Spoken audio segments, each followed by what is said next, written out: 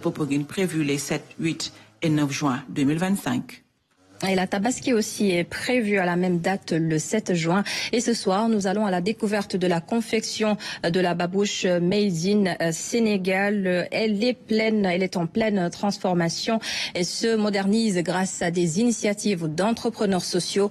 Symbole de résilience et de créativité, la babouche traditionnelle sénégalaise incarne l'avenir prometteur d'un héritage artisanal qui est transmis de génération en génération. Maïmouna Sigaï s'est promenée à la Médina à la rencontre justement des cordonniers à quelques jours de la fête.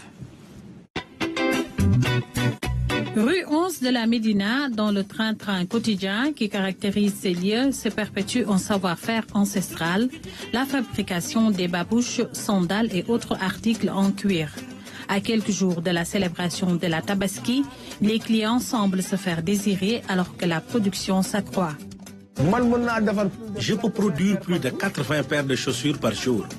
Tu peux par exemple faire 100 paires et les coller sur une période d'1 mois, voire 2.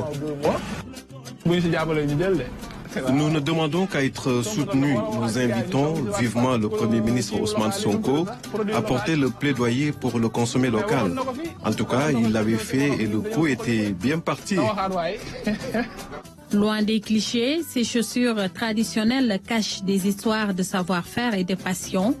Dans cet atelier établi sur la rue 22, la créativité est transmise de génération en génération.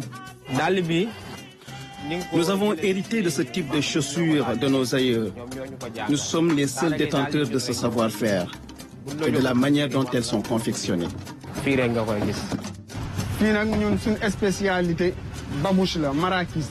Notre spécialité, c'est la babouche, appelée marakis.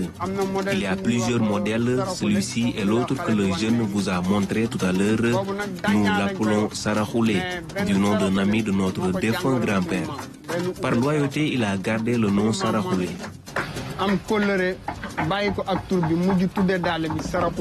Aujourd'hui, ces babouches emblèmes de la tradition se réinventent pour conquérir le monde.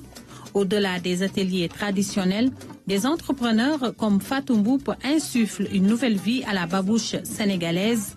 Elle a su transformer un héritage artisanal en une marque moderne. La babouche est née d'une histoire familiale où, à l'occasion du mariage de mon fils, qui chausse du 47 et qui voulait un jaune particulier, une babouche d'une couleur particulière qui était le jaune maïs et qu'on ne pouvait pas trouver sur le marché. Et donc, je suis tombée sur un jeune artisan à la rue 22 et à qui j'ai demandé de me faire une babouche en 24 heures. Parce que mon beau frère, Pour Fatou Mboup, par exemple, nous lui confectionnons des semelles spécifiques avec sa propre marque. Nous lui faisons parfois aussi des pièces uniques. Ce sont des babouches, mais il y a une différence. L'initiative de Fatou Mboup n'est pas seulement une réussite individuelle, elle offre de nouvelles perspectives aux artisans de la Médina, créant des ponts entre tradition et marché contemporain. Ce qu'il faut, c'est avoir une projection, viser des marchés comme le marché africain, de des zones de libre-échange continental, la ZLECAf, qui offre énormément d'opportunités, aussi bien dans l'artisanat que dans d'autres secteurs. Mais comme on parle de l'artisanat, toute la sous-région vient au Sénégal pour s'équiper en chaussures, en habillement, en produits même mobiliers. Et donc ça, c'est des secteurs à soutenir. De la Médina aux podiums internationaux, la babouche Made in Sénégal est bien plus qu'une chaussure. C'est le symbole d'un savoir-faire qui traverse pas à pas les âges d'une résilience créative et d'un avenir prometteur. Et les tailleurs ne dorment plus que d'un seul